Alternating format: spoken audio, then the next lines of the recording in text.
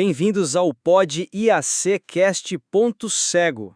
Hoje vamos dissecar a última publicação da coluna de Denise Caires e Felipe Servilho, que aborda um tema cada vez mais urgente nas corporações: o custo de uma equipe quebrada. O material propõe uma abordagem, eu diria, radicalmente pragmática. Ele aplica uma lógica de engenharia à manutenção preditiva de ativos ao capital humano. A questão central que a gente vai analisar hoje é: a solução para a crise de saúde mental nas empresas é um problema de engenharia que se resolve com processos, com dados e uma análise assim fria de custos e riscos. Eu vou defender que sim, que a disciplina e a objetividade são o caminho mais eficaz para uma mudança real. E eu vou argumentar que essa abordagem, embora seja necessária, é perigosamente incompleta. A engenharia constrói o prédio, mas é a cultura de segurança psicológica que o torna habitável, sabe? Eu vou defender que os dados e os processos, eles só ganham sentido quando servem para validar e proteger a necessidade fundamental de um ambiente de cuidado genuíno, de confiança. A solução, para mim, não está na frieza dos números, mas na humanidade que eles nos forçam a enxergar. Excelente! Vamos começar então pela tese central do artigo que eu pessoalmente considero brilhante pela simplicidade. A proposta é tratar a saúde mental da equipe da mesma forma que um bom gestor de operações trata um equipamento crítico. Pensa assim, uma máquina de R$500 mil na sua linha de produção. Você não espera ela quebrar para agir, né? Você monitora constantemente, sei lá, temperatura, vibração, lubrificação. Você faz paradas programadas. Por quê? Porque o custo de uma falha catastrófica é exponencialmente maior do que o custo da prevenção. A pergunta que o texto faz é: por que a gente não aplica essa mesmíssima lógica ao nosso ativo mais valioso, que é o capital intelectual das pessoas? A analogia é poderosa, sem dúvida, mas ela tem um ponto cego fundamental. Uma máquina não tem medo de exibir seus sinais de desgaste. Um sensor de vibração não teme ser demitido se ele apontar uma anomalia. Quando a gente traduz isso para o humano, o superaquecimento é o estresse crônico que um colaborador esconde por medo de parecer fraco. A vibração estranha é a ansiedade que ele disfarça com um sorriso numa reunião. O motor fundindo não é uma metáfora. É uma crise de pânico no banheiro da empresa. É uma depressão que o impede de levantar da cama. A sua manutenção preditiva depende de sensores que no mundo corporativo muitas vezes são silenciados pelo medo. Entendo o seu ponto, mas é exatamente aí que a engenharia de processos entra. O que você chama de medo, eu chamo de falha no sistema de coleta de dados. Campanhas superficiais como o Janeiro Branco, que, assim, se resumem a distribuir lacinhos e fazer posts, são equivalente a colocar um adesivo de "estamos cuidando de você" num motor que já está superaquecido. É inútil. O artigo é taxativo nisso. Conscientização sem processo não protege o CNPJ. Um processo bem desenhado cria canais seguros, anônimos, para que esses sinais apareçam. Pesquisas de clima bem estruturadas, análise de sobrecarga de trabalho por meio de ferramentas, monitoramento de taxas de absenteísmo. Isso é criar os sensores. Não é sobre boas intenções, é sobre criar um sistema que detecta a falha antes que ela se torne catastrófica. E eu concordo que esses canais são cruciais, mas eles não são o fim, eles são o meio. O que você chama de sistema de coleta de dados, eu chamo de plataforma para a construção de confiança. Um formulário anônimo pode até captar um dado, mas ele não gera conexão. A verdadeira manutenção preditiva humana acontece na qualidade das conversas de 1 a 1, na liberdade que um liderado tem de dizer ao seu líder: "Olha, eu estou no meu limite", sem que isso seja interpretado como incompetência. Os seus sensores quantitativos são importantes, mas eles são, na maioria das vezes, indicadores reativos. Eles medem um dano que já começou.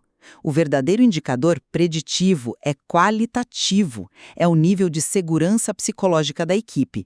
E isso não se mede com um gráfico, sabe? Isso se constrói com vulnerabilidade, com escuta. Seus processos precisam servir a essa cultura e não o contrário. Mas a cultura não se sustenta sem uma justificativa financeira. E é por isso que o segundo ponto do material é tão importante. quantificar o custo da inação. Eles chamam de a conta do afastamento, uma análise dos custos que geralmente ficam, assim, invisíveis no PNL da empresa. O primeiro custo, o mais óbvio, é o custo direto, as verbas rescisórias, a multa do FGTS.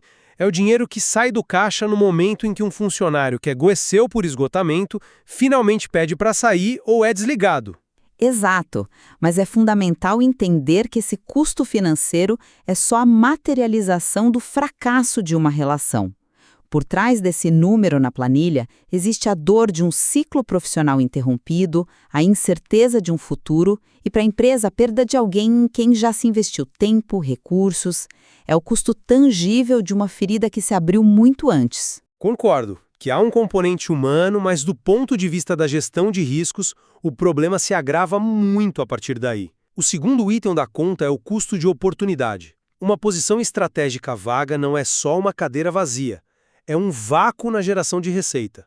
O material nos lembra de calcular o que eles chamam de revenue per employee, ou seja, a receita média que cada funcionário gera. Se essa pessoa gerava, digamos, R$50 mil por mês em valor para a empresa e a posição fica aberta por 3 meses, a gente está falando de uma perda de R$150 mil que não está claramente descrita em lugar nenhum. O seu cálculo está correto, mas incompleto.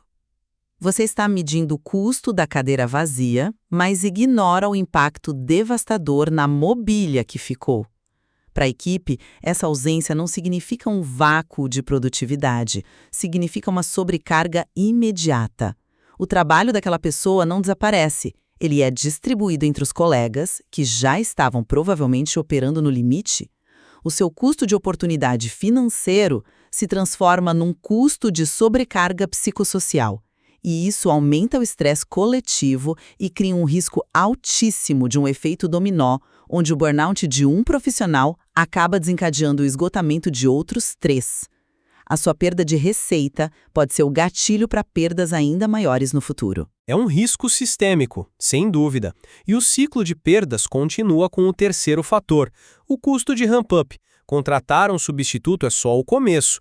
O artigo aponta que um novo profissional leva, em média, de 3 a 6 meses para atingir a mesma produtividade de quem saiu. Durante todo esse período, a empresa está pagando um salário integral, investindo em treinamento e recebendo em troca uma performance parcial. É um investimento de alto custo e retorno retardado. Do ponto de vista de eficiência, é um desastre. E, mais uma vez, a análise do processo revela só uma parte da história. Para a cultura da empresa, não se trata apenas de treinar um novato. Trata-se da perda de um mentor. Quando um profissional sênior, uma referência técnica, cultural, sai por esgotamento, a mensagem para os mais jovens é devastadora. Eles olham para aquilo e pensam, se nem ele, com toda a experiência que tinha, aguentou, qual é o meu futuro aqui?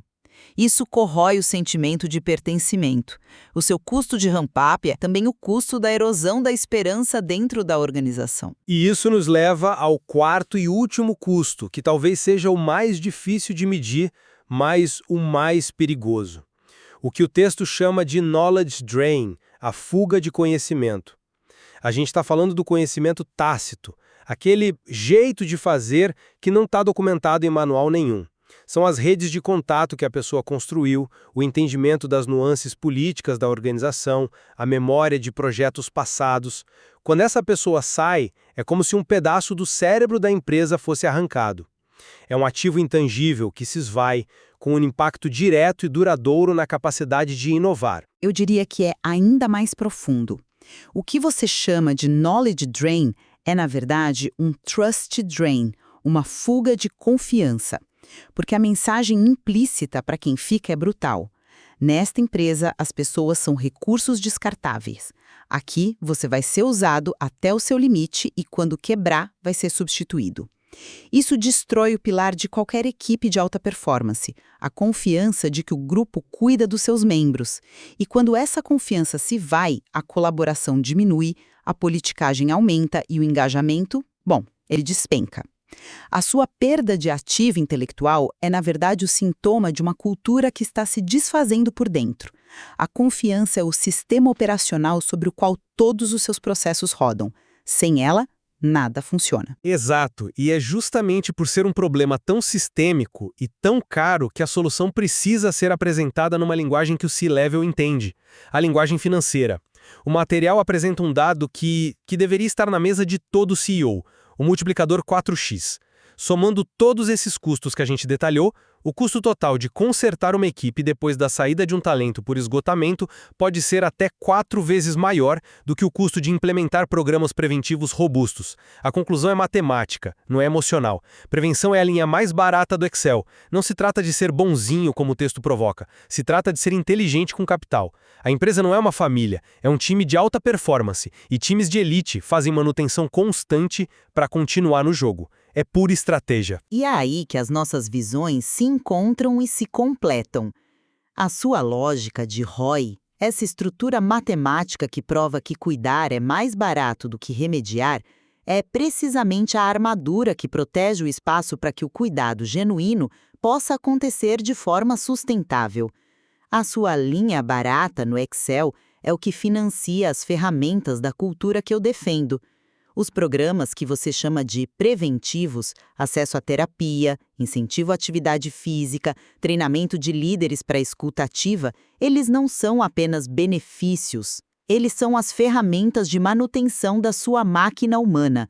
Sua lógica protege a minha prática. Exatamente. A proposta da consultoria citada no texto, a DPC, parece seguir essa linha. O trabalho deles é sair da subjetividade do "a equipe parece desmotivada" para a objetividade do "esta equipe está se tornando improdutiva, cara e representa um risco legal para a empresa". O diagnóstico é de engenharia. Identificar os focos de atrito, sejam eles processos mal desenhados, metas irrealistas ou falhas de gestão que estão gerando o desgaste na engrenagem humana antes da quebra. Sim, é um diagnóstico de engenharia que revela uma dor humana. A estrutura objetiva e os processos que você defende criam um alicerce, a proteção, para que o acolhimento, a escuta, a segurança psicológica possam existir sem serem taxados de fraqueza ou gasto supérfluo. A sua lógica de blindar o resultado financeiro é o que, no fim das contas, permite que a cultura de cuidado prospere sem ser a primeira a ser cortada numa crise, né? A sua estrutura viabiliza a minha cultura, e a minha cultura faz com que seus dados melhorem.